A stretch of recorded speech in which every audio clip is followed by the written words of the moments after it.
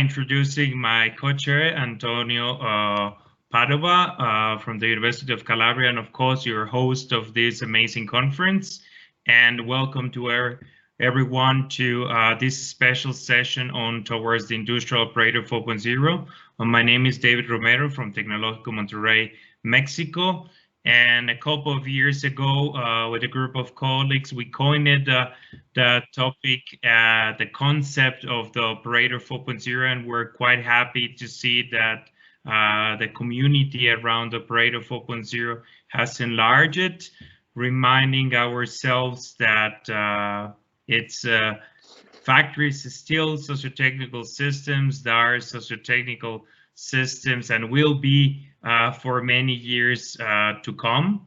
So all the things that we can do to capabilities and combine them, the capabilities of humans with the unique capabilities of now the smart machines, I think will allow us to achieve those next levels of productivity that neither technology on its own and neither humans on its own can achieve for our next generation production systems.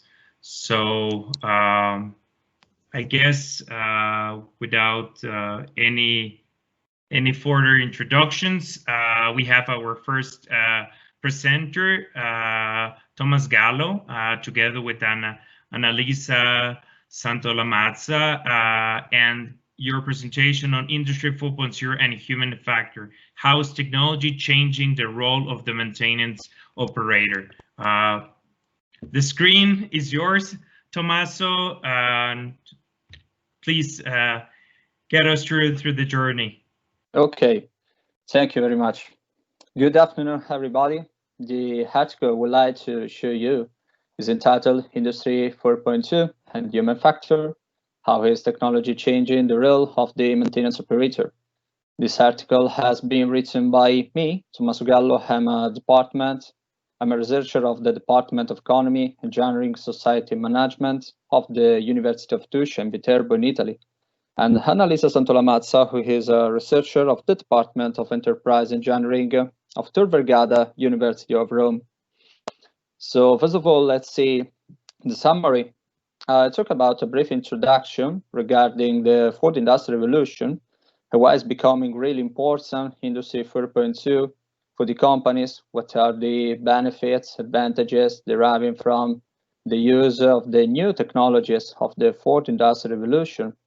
I talk about the methods we decided to use to make the article, and I show you that we decided to use a systematically to review. The first thing was to investigate about the state of art of Industry 4.2 technologies. And to do it, it was necessary to talk about the so-called 9 pillars of the fourth industrial revolution. And the second thing was to investigate about the role of the maintenance operator. We know that the role of maintenance operator is completely changed in the last years. And now, is called as an operator 4.2. And so I'll show you the results about it. And finally, we have got discussions and conclusions. So first of all, let's see the introduction. We know that the fourth industrial revolution was introduced for the first time in Germany in 2011. And nowadays it's becoming really important for the companies due to the high competition we have got today. Lots of companies have to be ready to face the challenges of the dynamic global markets. And the approach to the technologies of Industry 4.2 allows companies to achieve sustainable aims, having a good job environment, improving moral employees, reducing production time, and companies will be able to make products with a high quality level, in such a way to satisfy needs and requirements of the customers. So it's possible to say that Industry 4.2 is completely revolutionizing not only the manufacturing industry, but also maintenance strategies. And the first aim, as we have already said, was to investigate about the state of art of Industry 4.2 technologies. And to do it, it was necessary to talk about the 9 pillars, and we will see them. Well, the second thing was to know how it's changing the role of the maintenance operator. And we will see that the figure of the operator 4.2 is becoming really important inside the companies. So we know that the fourth industrial revolution is supported by so-called 9 pillars of advanced technologies. And furthermore, Industry 4.2 involves relevant changes in human research. So we'll talk about operator 4.2.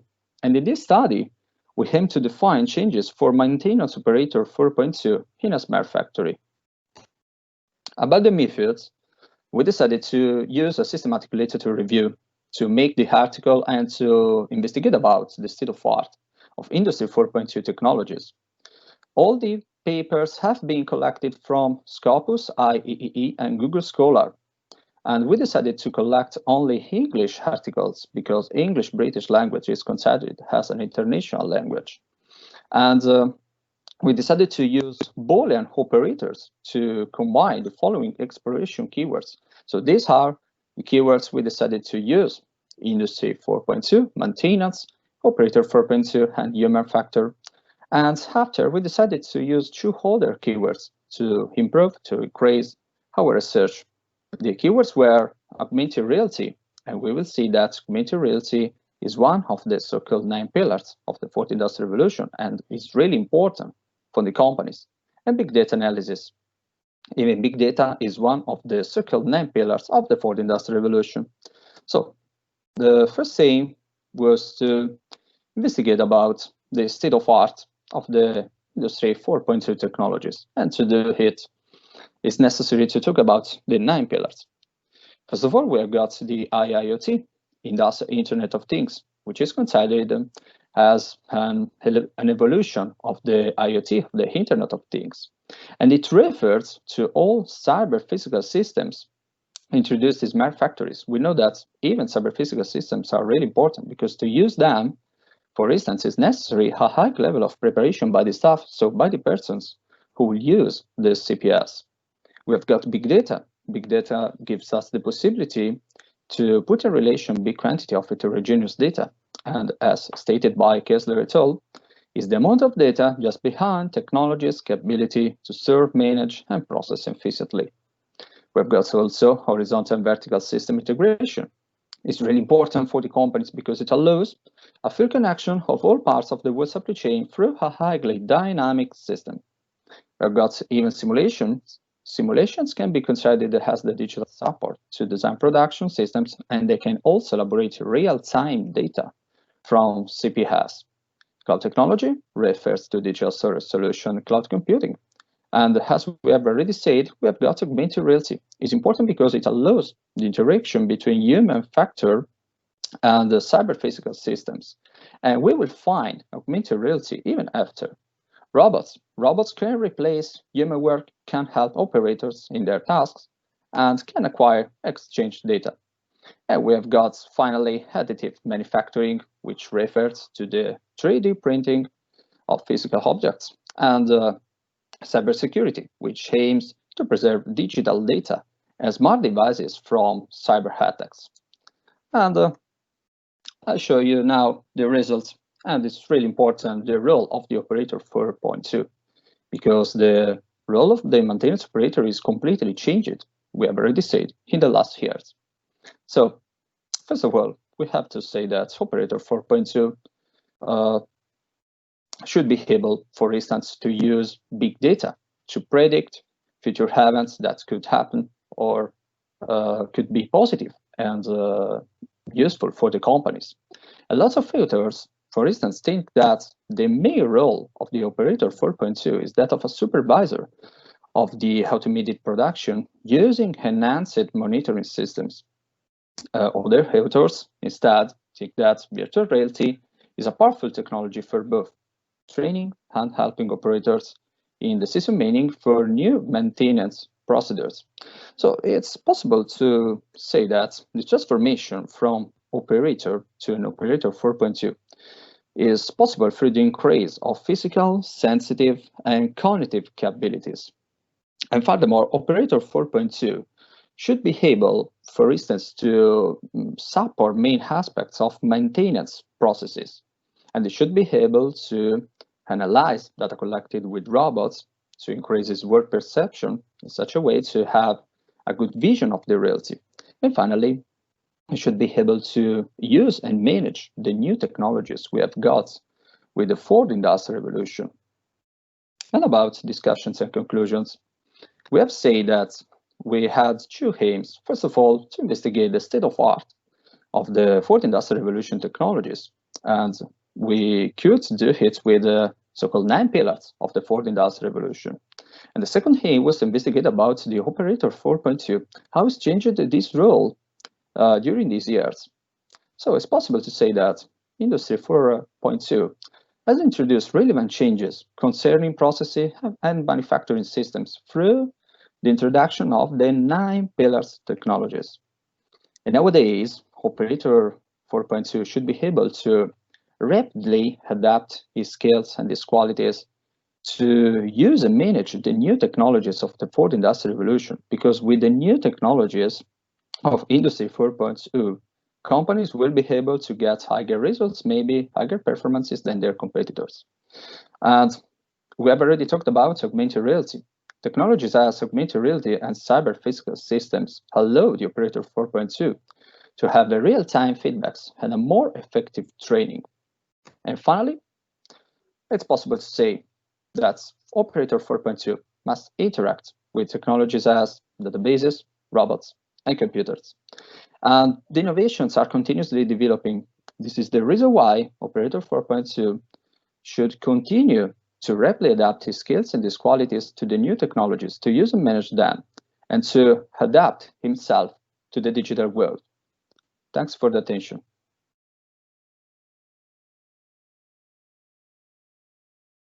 Sorry, I can't hear you. Thank you very much for your presentation.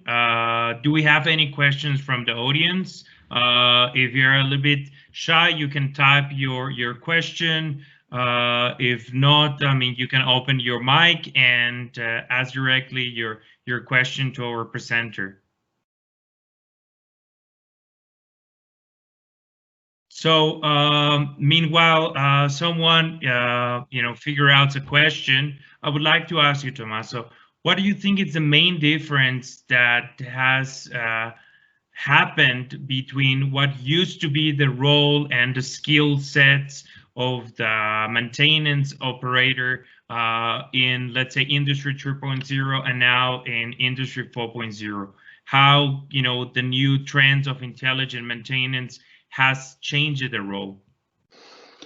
Okay, I think what would be that headlight, just contrasting both, let's say, maintenance operator 3.0 and 4.0? Okay. In my opinion, I think that the role of the operator nowadays is called Operator 4.0 is completely changed than in the past. Nowadays, the maintenance operator must use the new technologies, the technologies of the fourth industrial revolution. Obviously, in the past, we hadn't these particular technologies. So I think that he should change his skills, he should change his qualities to use these particular technologies. For instance, I talked about the cyber physical systems. To use them is necessary a high level of preparation.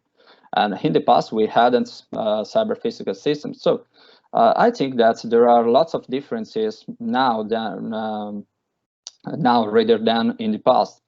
I think not only the maintenance operator should adapt his skills, but even all the persons, all the employees, all the internal customers of a company should change their skills, should adapt his skills to the new technologies.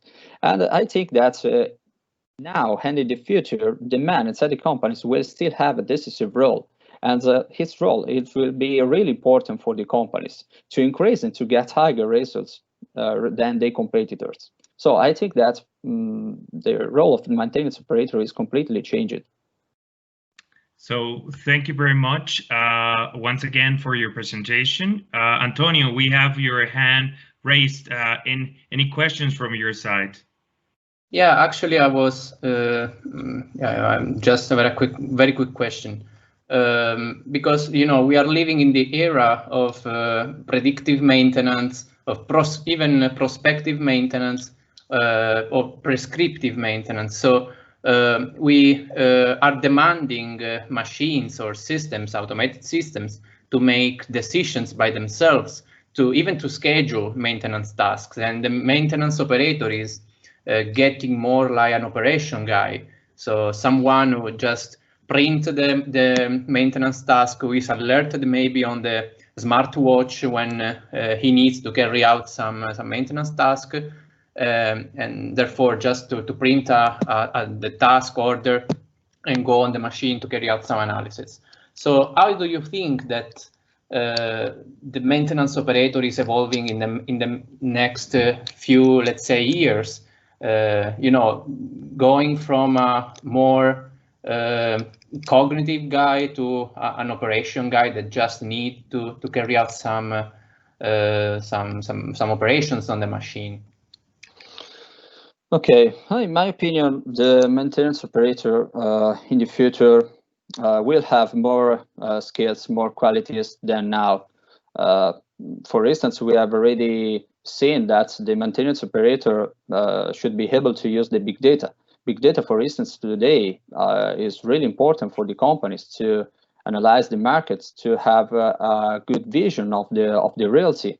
And I think the figure of the operator 4.2 in the future will still be more important than now, because he will adapt his skills to the challenges of the markets. We know that now we live in a high competition.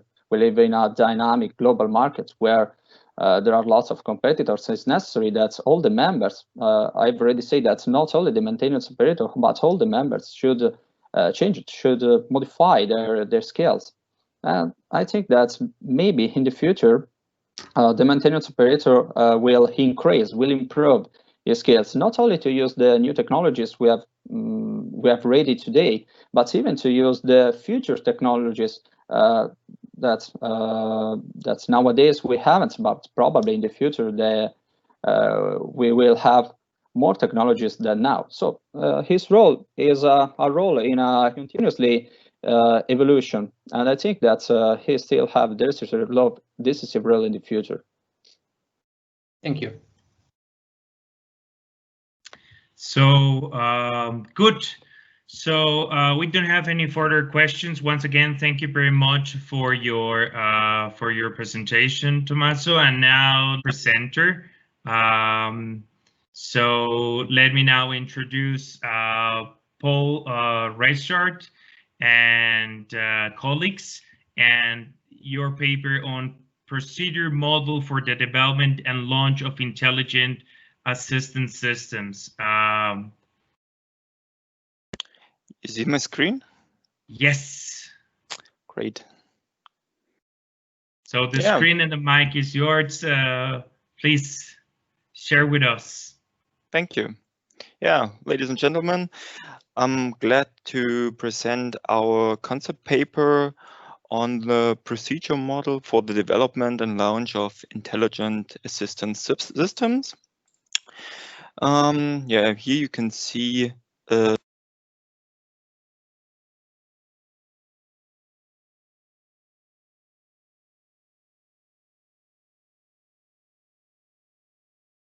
Yes, we're seeing your table of contents, but your mic is now mute.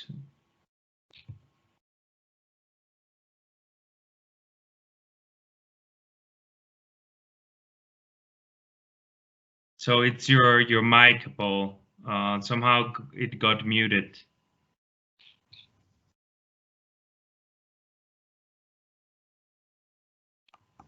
Paul, can you hear? Okay. Yeah, now you can hear me? Okay, yeah, we can hear you. Please carry on. Okay, yeah, as you can see, the table of content, I want to start with a problem statement, so showing the motivation. After that, I want to present the use case, and I will show our concept. After that, I will speak about the potential added value and give a little discussion about advantages and disadvantages, or possible advantages and disadvantages. And finally, I'll present a short outlook. Yeah, I want to start with the motivation.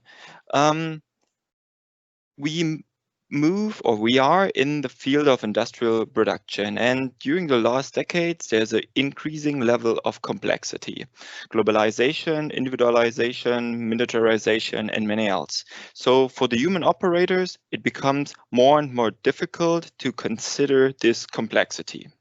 The same is about production planning and control. There's a high number of parameters, shorter planning periods, more frequent changes in framework parameters. So it becomes more and more difficult to determine decisions under uncertainty in a transparent way. What is the solution? The solution is an intelligent assistance system using artificial intelligence. But for this, there are upcoming challenges as well. So there is the challenge of choice, of practical implementation, of a robust use. All this makes it very difficult to implement such assistance systems. And on the other hand, there are like practical difficulties as well. So usually they're missing compatible components. There's a lack of production data. Sometimes they're out of date control and steering mechanisms. There's missing capability of handling big data, and so on.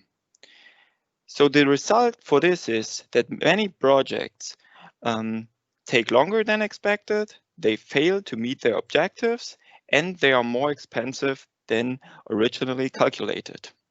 For IT projects, some sources say that even 20% of all the big IT projects fail in these perspectives. What is the solution, or what can be the solution for that? The solution for that can be a readiness check and a structured procedure model. Now I want to jump into our use case, or into our proof of concept project, the so-called Seneca project.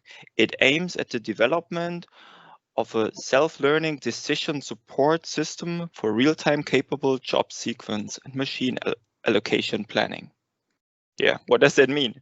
As you can see, we focus on a flow production with 4 stages.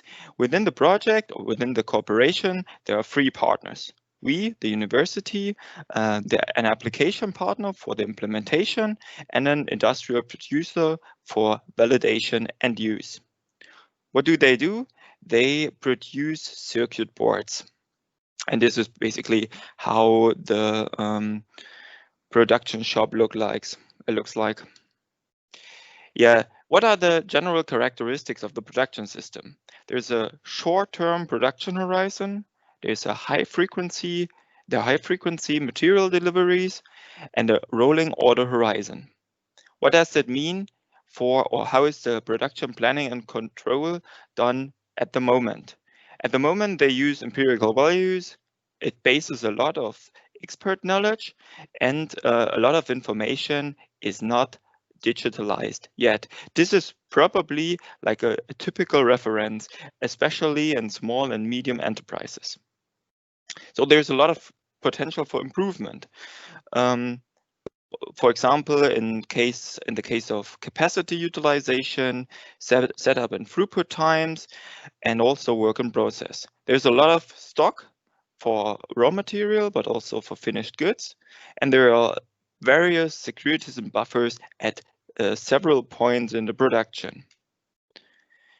So this is what the use case looks like, and for this we consider the concept, and the concept focuses on 2 major aspects. On the one hand, of course, academia. So from an academic point of view, scheduling problems are researched pretty good for 3 or longer decades. And on the other hand, there's machine learning and the availability of various algorithms, theories, methods. So a lot of developments or latest developments in research offer potential for manufacturing and the use of production data. And on the other hand, there's the practical implementation. A few practical use cases in the industry are already implemented. For example, ABC analysis, quality control, or inventory optimization. But there is a lot of potential for a new approach as well. The wide range ML approaches and applications, as I said earlier, there's a lot of approaches in academia, and on the other hand, there are a lot of very specific applications. But at the moment, this wide range is like a big obstacle for, especially for small and medium-sized enterprises. Next to that, of course, the use of big data and especially a cross-functional approach. So like a wide approach using several functions within production planning and control. Yeah, and what is missing so far? To our mind and to our research, a generic approach focusing on machine learning based assistance systems for order scheduling as a part of a holistic production planning and control system. So what should be considered in the concept?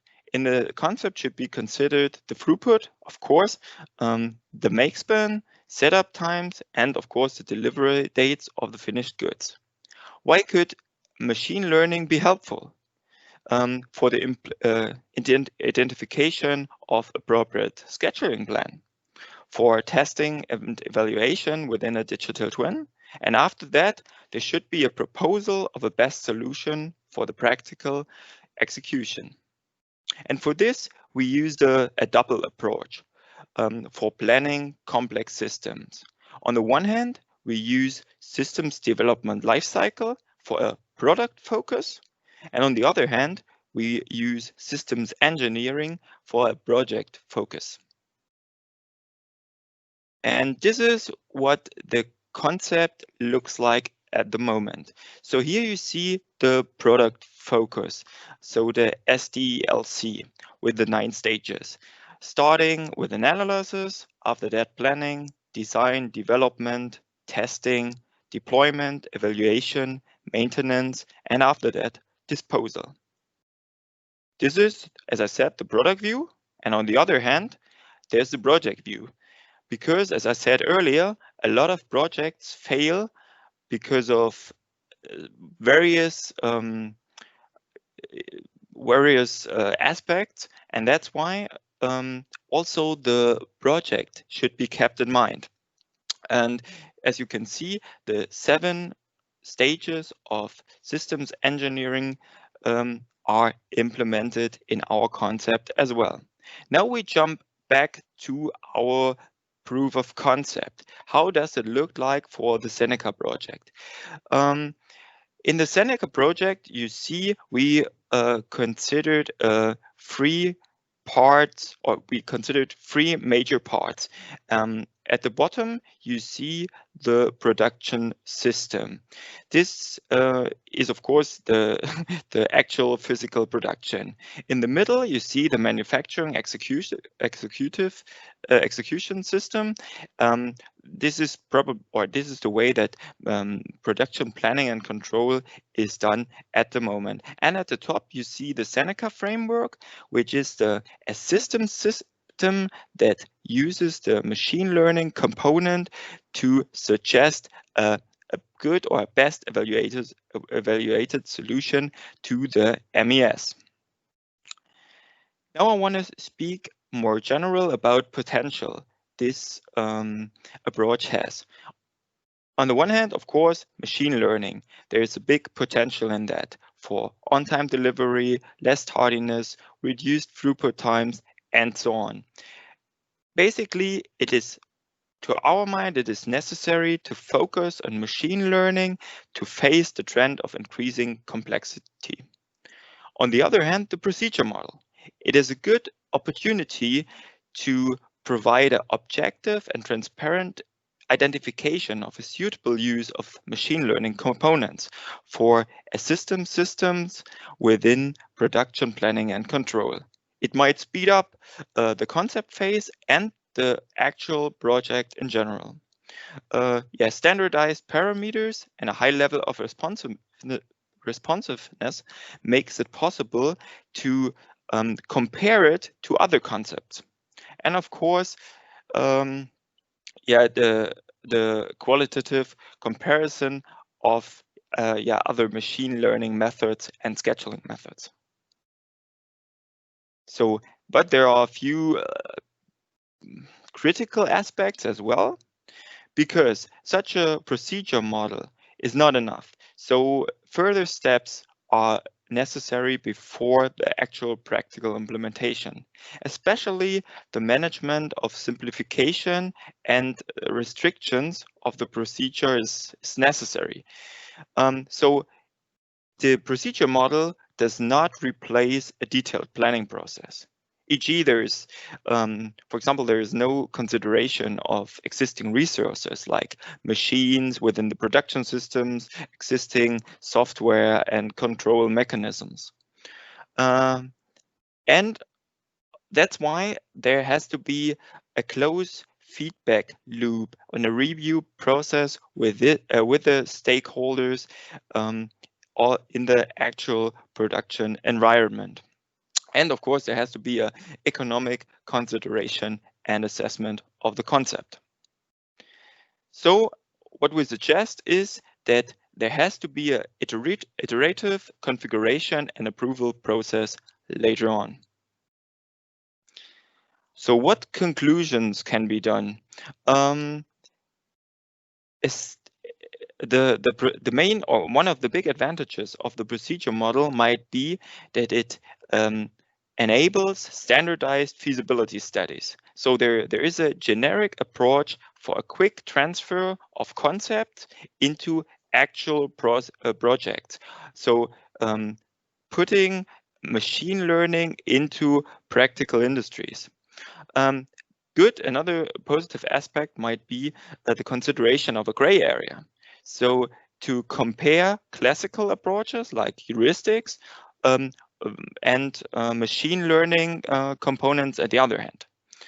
And probably there should be or there will be an improvement during the actual use. So the more often to use the approach, the better you understand how projects handling machine learning can become successful.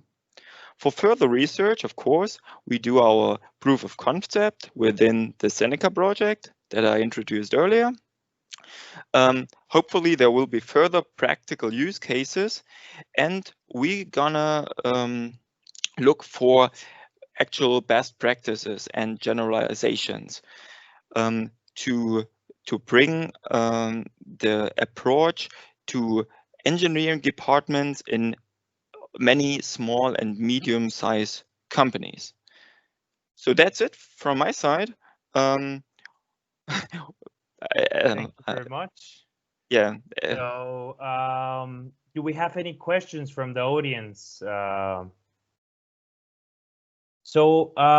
mean, machine learning and yes, complexity and the amount of information that we need to handle, perhaps not directly related, but I have been personally exploring, for example, the use of AI-enabled soft bots, right, as intelligent personal assistants, helping with the handling of all these big data that's happening in the shop floor. Are you planning to use soft bots combined with machine learning techniques to support these kind of use cases, environments that you are mentioning in your presentation? This is not defined yet, but probably we might use things like handhelds or smartwatches to support the operators and to enable them to react in real time. Okay.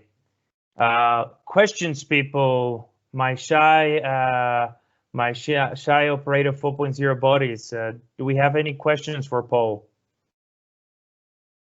Yes, I have a question. I raise my hand. Fabio. Okay. Go ahead. Fabio from Italy, University of Basilicata. Thank you so much for your presentation. I find your procedure or your attempt to develop an intelligent assistance system really interesting. My question is about applicability of the proposal. Did you test in a real context? Maybe relating to this question is how much data or maybe how did you collect the data to develop your intelligent assistance system? Do you retain that the complexity or maybe the uncertainty of the system could influence the successful application of the Seneca project? These are just some questions. Yeah. I am interested in that. As I said, it is still a concept yet. So the project started this summer. So we started in May, and at the moment we are still in the concept phase. But we already did some data acquisition, and if you look at the framework, so this is what the concept looks like at the moment, and yeah, we are confident that it might work and that the data fundament is good for that. But we are not 100% sure what the actual suggested solution for the manufacturing execution system will look like, because it always depends not just on data, but especially at the quality of data.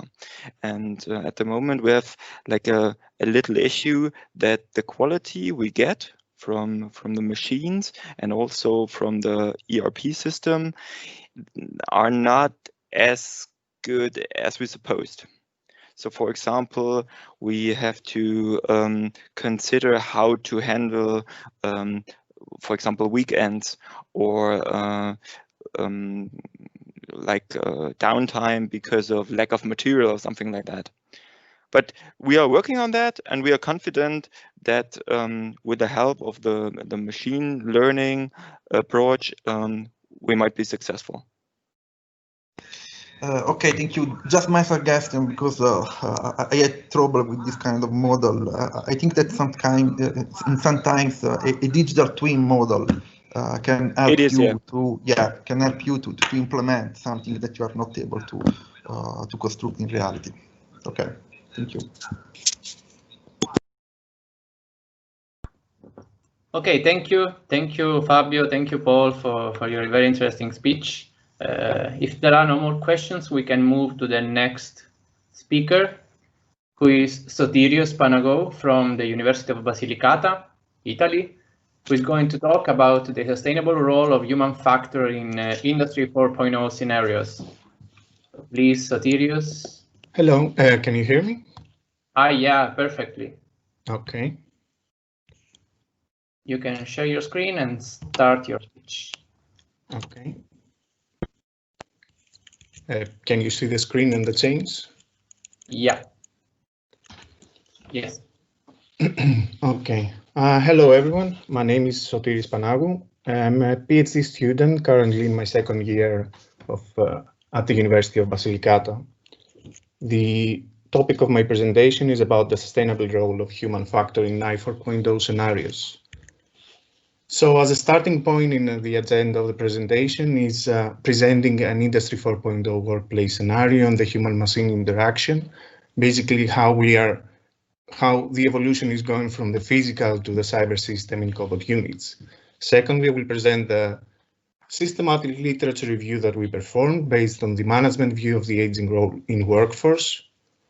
Then I will present the model that we are proposing for analyzing and measuring how the probability of error of human operators inside these complex scenarios is based on information management.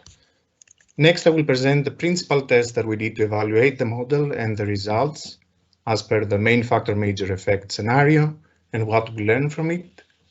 And then we'll discuss some conclusions. So the research questions that we tried to answer for this concept was the follows. First, what is the fundamental view on human workforce? Which criteria are used and is experience a valuable factor? Then, what are the main state of the human operators at work? What are the parameters affecting the operator and which are the factors? Next question was, can the human perception reaction loop be modeled in these scenarios? Can we use statistical mechanics, mainly the complexity theory, as a tool to be used? And how to model and which criteria to use? And finally, how can the process be optimized? How to better understand the process and then which main methods from qualitative and quantitative family to use.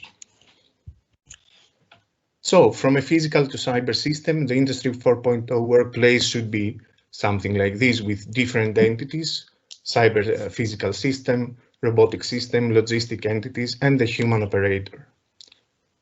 The environment of the I4.0 workplace would be a complex environment where dynamic interactions will take place. The information data exchange inside this environment will be the key, and it will be assisted by the Internet of Things. This information exchange will move around the rules of the system and the actions that are needed for the workplace to move. The human-machine interaction will be based on the information data exchange between cyber-physical systems and the human and physical interaction with robots and automated machines. The human operator states, as you can see from the figure, the physical state, the mental state, and the psychosocial state will be involved and affected by the interactions. So, in the Industry 4.0 era, we will have integration of the new technologies, and therefore there will be changes in the workplace. What will it mean for the human workforce? So the human operator needs to evolve in the smart operator. He needs to be able to handle the new equipments, be able to interact with the new technologies like CPS cobots, augmented and virtual reality tools. He will need to react to real-time data and situation while keeping his productivity at high levels, and he will act as a safeguard entity inside the workplace. For the smooth integration of the human workforce in the new scenarios, there should be training blocks and real-time practice, and then the evaluation of his work should be on his capabilities and skill and experience. In the systematic literature review, we tried to answer two main questions. First one, what affects the capabilities of human operators? In this one, we identified that aging is the major factor. When the human operator changes when he ages, either via diminishing capabilities from mental and physical, while in the same time he gains in experience and skill. The second question was how human workforce is viewed by the management. In this, we derived three main categories. The first one is human system category based on his physical, mental, cognitive abilities. The second one is about human knowledge category based on management exploitation of experience and knowledge of the older workers. And the third one is the human aging category, which is about managing and supporting the older workers. Here is the selected literature, if anyone wants to gain more information. So, in more detailed view, in the human system management category, we know that until now, the older workers has physical fatigue, higher injury risk on physical demanding tasks, they are more susceptible to environmental changes inside their workplace, they have slow capability in learning new skills and slower reactions, and different time shifts may affect his social capacity and work satisfaction, which can lead to further physical risks. In the human knowledge category, The experience is considered as the most important skill because it can compensate for those missing abilities in certain work tasks. It can decrease in certain type of injuries related to experience. Furthermore, the older workers are more conscious in using protective gear and they can plan their work shift ahead of time. And because of their autonomous thinking, they can identify critical situations at their start. And the added value is that they can transfer their knowledge and experience by tutoring their younger counterparts. The third category, human aging, basically shows that the management can help the older workers by altering the job schedule's rotation, give them low physical demanding tasks. The automation and effective task performance of the added technologies, of the added I4.0 technologies can benefit the older workers. The new ergonomic designs will be supportive systems for those older workers. And there can be career training for management positions. Moreover, in the I4.0 era, there will be new ergonomic ideas and human factor management paths for those older workers. So as a summary until now, the I4.0 is a complex workplace where dynamic interactions take place. So the human operators need to adapt to ensure the smooth integration. The objective of the state of the art was to understand how the human operators are affected. So moving on, from going into the main human role in the operation management, we derive three categories from our assessment. The first one is how to manage the human in the Industry 4.0, how much knowledge is valued inside the Industry 4.0 scenarios, and is the current system able to join new technologies, the new technological workplace. So from that, the value we add is that we perceive that the human operator has four major states that affect and are affected by the environment, which are the physical, mental, behavioral, and psychosocial states. Now, in the physical state, the three main parameters can be considered the ergonomics, where new ergonomic workplace designs in the Industry 4.0 and equipment design, motor resilience, which can be aided by advanced robotic designs, which can assist in heavy workloads, and the added value of the training experience. In the mental state, we have fatigue and cognition, where we have overwork and physical exhaustion will be more of a critical issue for workers, for the human workforce. This overload can lead to mental stress and cognition problems, and the increase of the equipment and the new skill learning is an issue for older workers as the cognition and working memory is diminishing. In the psychosocial state, we have interaction, emotion, and perception. In the interaction, it will be lower due to the replacement of co-workers with machine and robots. The emotion is personality dependent and based also by the low social interaction, but the perception can be better with the help of the new I4.0 technologies and will assist in reporting product and process outcomes, which can lead to higher quality control. In the behavioral state, we have the skill rule knowledge and motivation. In this particular is the smooth coexistence between human and machine inside the workplace can lead to better safety procedure and more safety control for the human operators. So the skill and knowledge can be a major asset in the safeguarding of unexpected events. The rules and regulations can be dependent on personal skill and experience and group skill and experience. Motivation is socially dependent, basically on the psychosocial state, and there will be reaction to his motivation because of the new technologies and arrangement in the workplace. But how can we arrange the connection between the states, or how to measure the action of human operators because of those states, of those major states? So as I said, statistical mechanics is a tool to be used. Basically, the complexity theory is a tool to be used.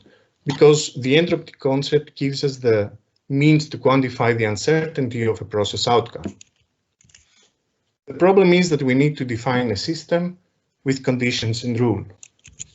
So first of all, we define that the workplace is our system where the interaction take place, and the human operator interact with all the entities in the system. And second, the human at work can be defined as the natural system that is affected by changes and events in the workplace environment, either by external or internal stimulus. So we designed our agent-based model for the human-machine interactions, which is dependent on the work shift time evolution. Here, the human operator has physical interactions with robots or automated machines like AGVO, and has information exchange with all the entities like CPS systems, augmented and virtual reality systems, sensors, and so on.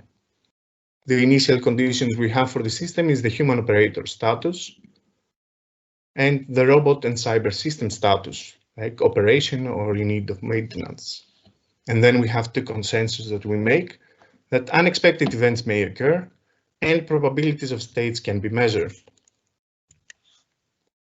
So, as a summary, the working conditions of the human operator is inside the complex workplace environment, has dynamic interaction with cyber-physical systems, real-time information and data, and minimum social exposure because of the human workforce being replaced by machines inside the workplace.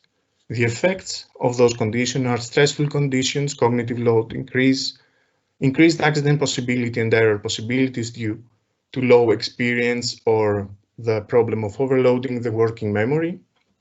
And then we have that the age is the major contributing factor on the effects.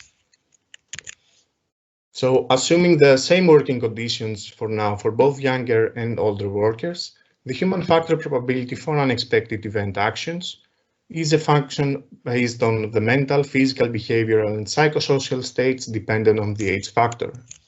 As a probabilistic function, it has a general Gaussian form. And we defined alpha as equal to 1 for young workers and -1 for older workers.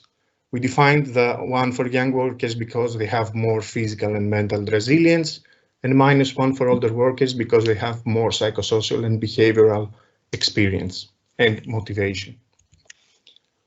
So some useful scenarios and the parameters of the models that we used for our testing, for our principal testing. In the physical scenario, we used different age groups. Those in the physical scenario, they had to perform complex tasks, which they had no prior experience or low experience. And the working environment in which they performed the complex task was a new experience for everyone. While doing the complex task, they had to interact with data flow, and in the weekly task that they were given, we alternated the difficulty of the task. Now, for the virtual scenario, we implemented ergonomic indexes and fatigue criteria to simulate the physical scenarios. And then was the question of which methods to use. We used a combination of quantitative and qualitative.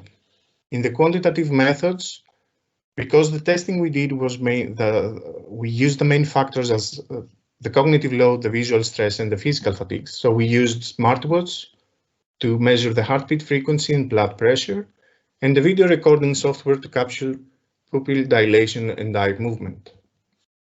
For qualitative method, we used questionnaires and AGP for personal work attitude and psychosocial factors. So the results with the main factor, the eye movement.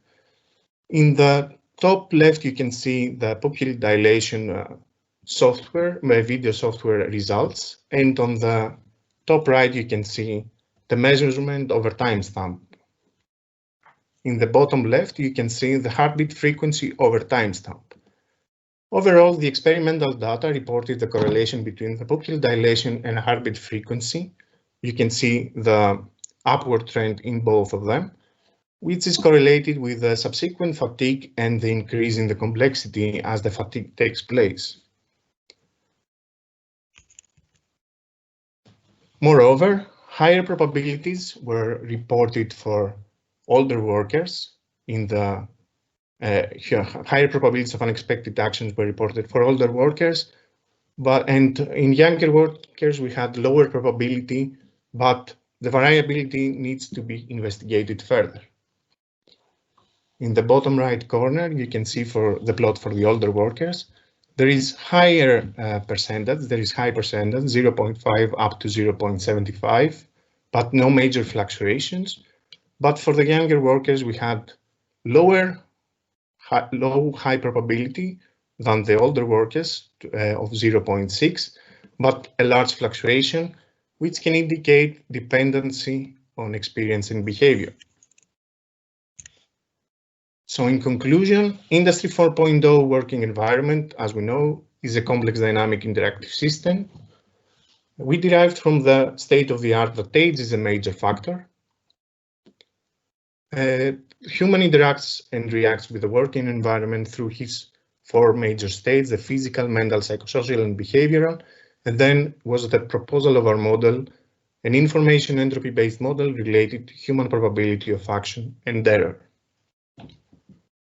We performed model evaluation tests using different setting and groups, and we collected work attitude and psychosocial factors during the evaluation tests.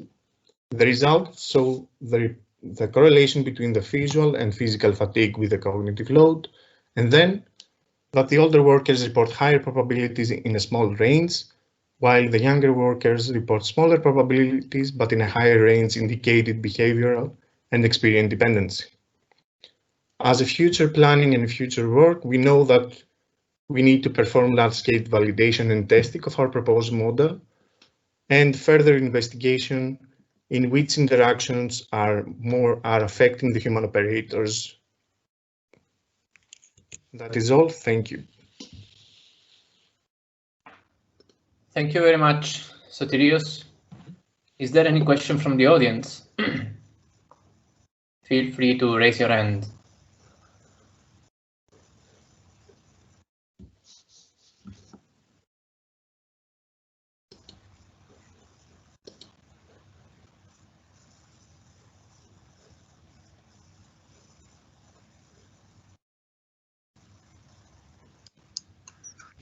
Yes, Rudolf. Yes, you can hear me? Yeah, we can hear you. Thank you for this interesting presentation, quite interesting. A question to the speaker. If I'm a small, medium enterprise and I'm ready for doing the setup for, let's say, I want to go for Industry 4.0 and I want to really do a realignment of my company, could you say in general it's better to employ now younger people or older people, or is it a mixture? It was not very clear for me, or it is.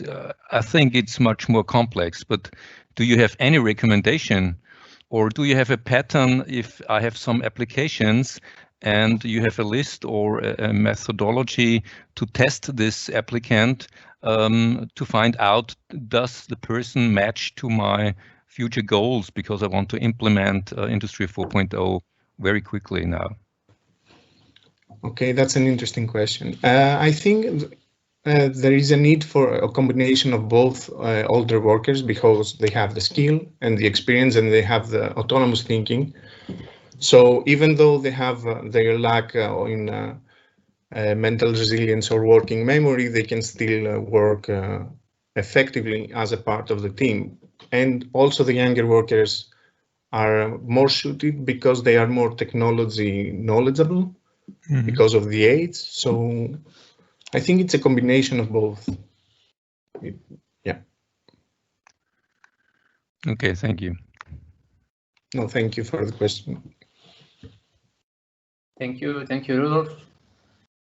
If there are no more questions, we can move to the last presentation. I don't know if David is still in the call. I can't see him. So yeah, basically, I'm going to introduce myself because I'm the last speaker of this session.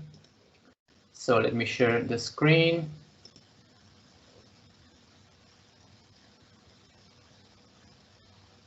here we are. So you should be able to see my screen.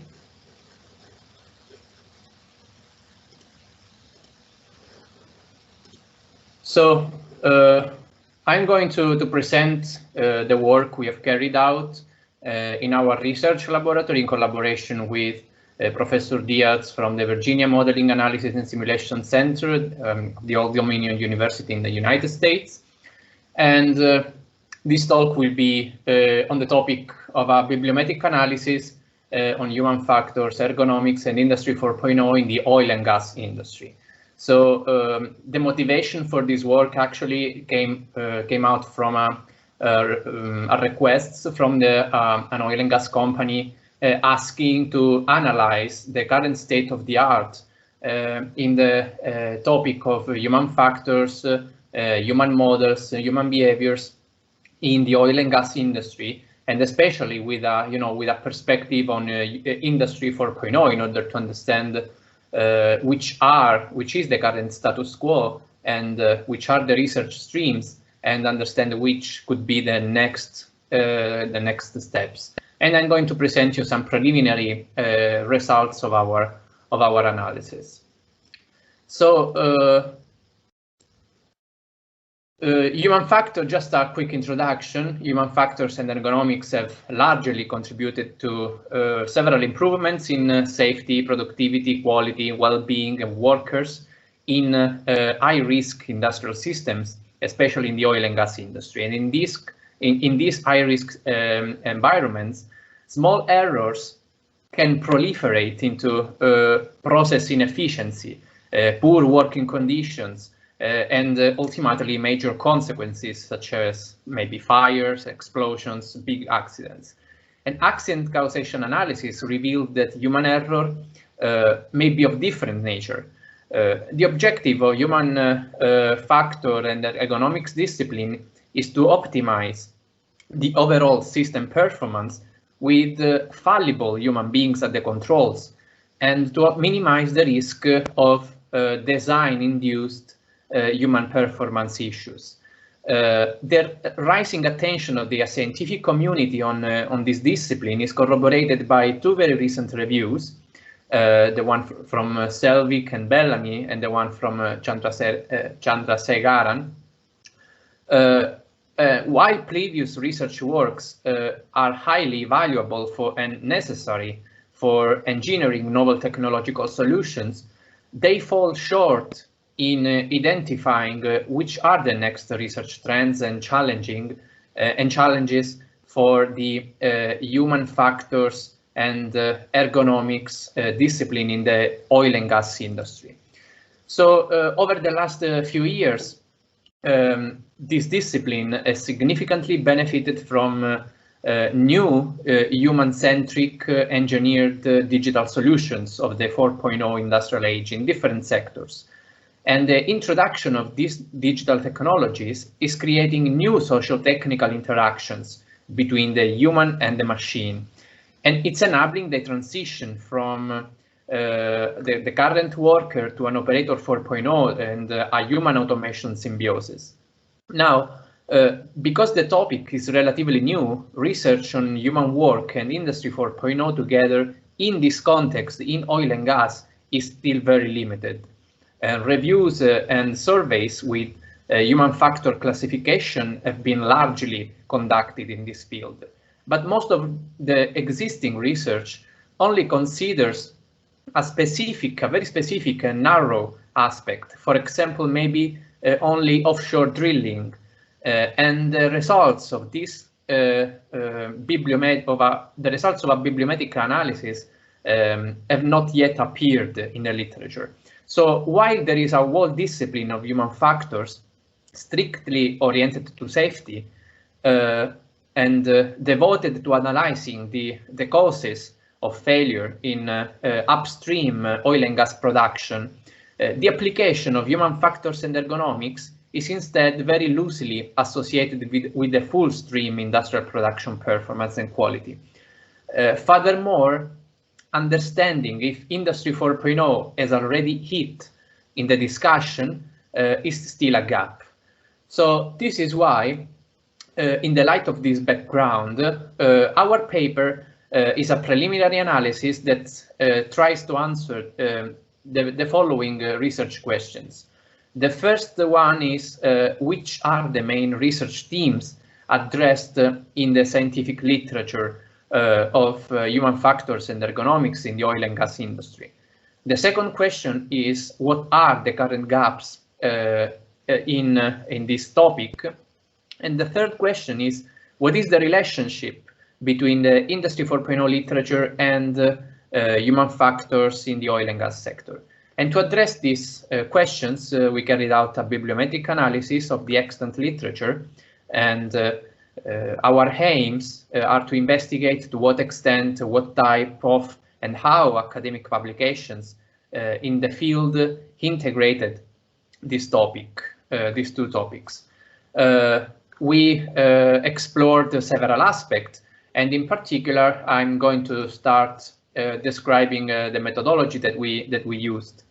As you know, bibliometrics refers to the process of identification and evaluation of the corpus of literature within a given subject area by using some specific mathematical, statistical, or other measurement methods. And we carried out a three-step methodology. In the first step was we scanned the literature utilizing Elsevier Scopus database for the collection and screening of the peer-reviewed literature. Researchers, use Scopus database extensively, so we use this instead of the easy web of knowledge, because usually Scopus includes many more documents than other databases. The search keywords were identified based on the cross-analysis of a random sample of peer-reviewed articles related to the topic under study, and in particular, here you can see the keywords used in our search related to human errors, human reliability, the domain, industry, factories, production, and plants, as well as the oil and gas or even petroleum. And the search initially resulted in almost 2,000 documents. For this reason, we selected these documents based on some exclusion criteria, so based on language, based on missing details, based on duplicated articles. We also read the title and abstract of the remaining articles to eliminate irrelevant articles. And at the end, the final dataset consisted of 756 documents, which are distributed like this. So obviously, the main part was conference papers, almost 500 papers, and articles were around 250 articles. Obviously, there were also other sources. Now, at the end, we completed the analysis by using and by calculating various performance indicators for our bibliometric analysis. In particular, the total papers, the total number of publications, the total number of citations, and also the citations per paper, which is the total number of received citations count divided by the total publications. And such indicators were considered for the analysis of the research growth rate, the most productive and influential authors, the top source journals and conferences, most productive countries, papers, and most popular keywords. Now, I start to show you some of our preliminary results here. In particular, as you can see, human factors and ergonomics in the oil and gas has been gaining rapid attention in the field. The first figure shows the distribution of the total number of publications over the years, grouped by document type. And as you can see, the first publications came out in the latest 70s, but the field remained largely unexplored until the beginning of the 90s. And later, the total number of publications started to increase very rapidly till it reached a maximum of 54 in 2012 and again in 2017. And furthermore, the total number of citations count it was maximum in 2006 because of two of the most cited articles in the field, that alone represented the 10% of the total number of citations. But besides this exceptional value, as you can see, this citation count is increasing, which means that people are getting more interested into this topic.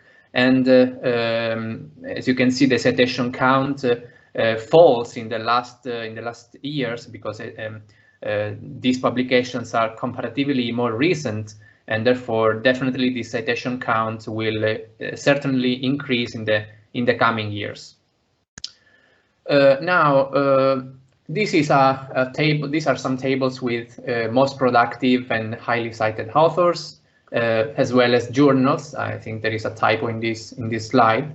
So the most productive authors were extracted from the database and were ranked according to the total number of publications and the total number of citations.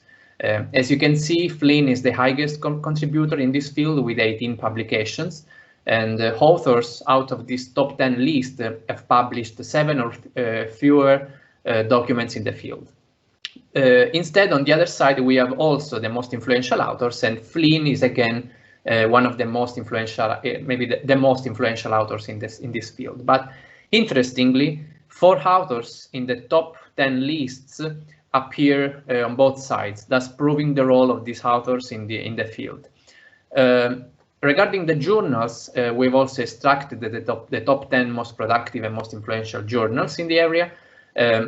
Similarly, you can see here that Safety Science and Journal of Loss Prevention in the process industries are among the most important journals in the field. They very largely contribute to more than 1/3 than the total citation count. And interestingly, risk analysis also attained a very high citation count with just 4 papers in the field. As opposed, risk analysis and work represent as instead a very low citation per paper count. However, in general, we conclude that the 2 rankings include the same journals, meaning that they are very well-known, generally accepted sources for research papers, and this journal-specific analysis will be hopefully very useful for researchers wondering which can be the best outlet for their work in the field. This is also a top 10 list of the most productive and most influential conferences, always in the field of human factors and Industry 4.0 in the oil and gas industry, in the oil and gas industry. Also, we have ranked countries and institutions based on the number of occurrences. And what is very interesting is that regarding the institutions, a very large percentage of institutions are from Norway, which means that the Norwegian institutions are very powerful, very strong in the field of human factors applied to the oil and gas industry. I want to move fast to the last part of our analysis, which includes also an analysis of the top 10 highly influential papers. The most influential article that I suggest you to read is very interesting, is the one from Chang and Lin, published on the Journal of Loss Prevention in the Process Industries. While in the second position, we have the one from Parker et al. And Pate Cornell. Such highly influential papers can be organized in 3 main groups, I would say. Surveys of the causes of past accidents in the oil and gas industry. For example, it is generally accepted that human errors represent the cause of about 30% of accidents, and the review of past events reports can be very useful for prediction. Analysis of human errors and the connection with the underlying causes, such as stress, training, experience, event factors, and so on, but also organizational culture, safety behavior, and attitudes. And on the other side, we have the third group, which is the identification of risk management measures through quantitative methods. Now, I would like to also show you an analysis of the keywords, of the most popular keywords, which are here reported in this table. Keywords with more than 4 occurrences are reported. And what I would like to show you is not just about a list of keywords, but the fact that in this list, Industry 4.0 keywords do not appear actually. And the only keyword which is explicitly related to Industry 4.0 is the last one in this list, which is simulation. We know that simulation is one of the 9 key enabling technologies of Industry 4.0, but Industry 4.0 is starting to take the first steps into this field. So we still have a lot to do, I think, in terms of applying Industry 4.0 technologies in integration with human factors in the oil and gas industry. And this is an analysis. We have used the Boss Viewer tool to visualize the author's keywords, co-occurrence network, in order to identify research streams. And the size of the keywords is determined by the keyword's occurrence, while the color is determined by the cluster to which the item belongs. So despite the clusters are not mutually exclusive, we can identify 8 different clusters. So the first one is the purple one, as you can see, which relates to training and safety. The second one is the one related to ergonomics and physical health. The light blue one is the one related to performance shaping factors. The pink one is related to alarm management and control rooms in the oil and gas, so the impact of human factors on these activities. The red one is related to organization and safety culture.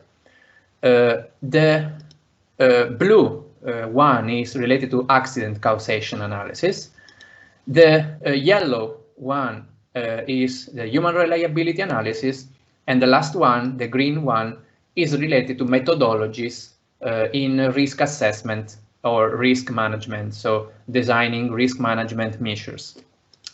Just to discuss and conclude, I think that, sorry, I went too far. So I think that it's extremely important nowadays, the role of human factors in industrial engineering, especially when new levels of socio-technical interactions between humans, machines, materials, and objects occur. And while the literature has largely focused on identifying human factors, the root causes of human factors, today the trend is to investigate how novel technologies can affect the worker's cognitive workload. So, for example, the control room is the area where a display of hundreds of parameters and alarms maintains a constant cognitive load on the worker. And in case of a lack of attention, severe consequences can follow. So the Industrial Revolution, the fourth Industrial Revolution, is based on the concept of cognitive automation, how we can assist the operators in carrying out the activities, reducing the workload, simplifying cognitive activities, for example, maybe by the use of augmented reality, even in maintenance activities. And when dealing with perceptual errors involving rich information displays, intelligent vocal assistants or, for example, early warning systems based on predictive capabilities have proved their benefits in other industries, but no applications or prototypes have been found in the oil and gas field. Furthermore, studies revealed significant differences in information acquisition patterns of the novice and expert workers, thus confirming the importance of training. One way to train workers is through simulation-based training, and simulation has become a relevant area of interest in the oil and gas sector, as we have seen from the keywords analysis. However, in this research domain, simulations generally lack training on non-technical skills or human factors such as situational awareness, communication, decision-making. And while research has already proved the effectiveness of serious games in different domains, incorporation of human factors is still at a very preliminary stage. And also, mapping how Industry 4.0 technology may support the field is therefore a gap, is also a gap. The only paper in this database of this study dealing explicitly with Industry 4.0 and human factors was aimed at testing wireless personal protective equipment that incorporates intelligent tools and fabrics capable of reacting in real time to risk situations by monitoring some biometrical indicators of the worker and also environmental data, and at the same time providing recommendations to the worker. So I would like to move to the conclusions. Actually, this paper will drive our next research activities in the field in order to understand how we can upgrade our current prototypes developed in our laboratory in terms of augmented reality and virtual reality solutions. And I would like to say that this paper calls in general to conclude for a holistic understanding of the changing role and responsibilities of the workers in the 4.0 industrial age, especially in critical and hazardous environment. So this field is high demand because due to the novelty mainly of the concept of human automation symbiosis. So we carried out this literature review, and this study ultimately pushes for prioritizing human factors and ergonomics as part of an Industry 4.0 implementation roadmap in the oil and gas industry as a high risk environment. And further work will be devoted to get a deeper analysis, a deeper content analysis of this literature in order to map new digital technologies and Industry 4.0 with human factors. So thank you for your attention. Here you have our contacts in case you are interested.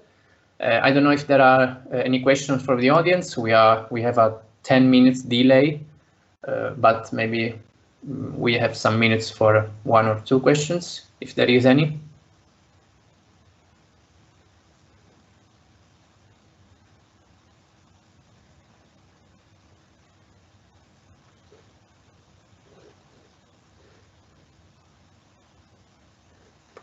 So again, thank you everybody.